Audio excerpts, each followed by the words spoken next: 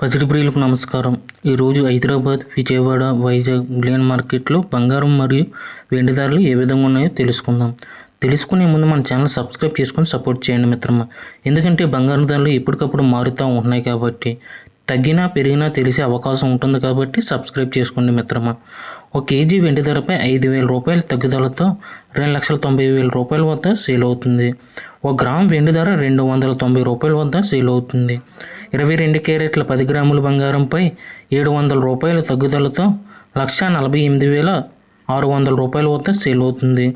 22 క్యారెట్ల 8 గ్రాముల బంగారంపై 560 రూపాయల తగ్గుదలతో 1,18,880 రూపాయల వద్ద సేల్ అవుతుంది.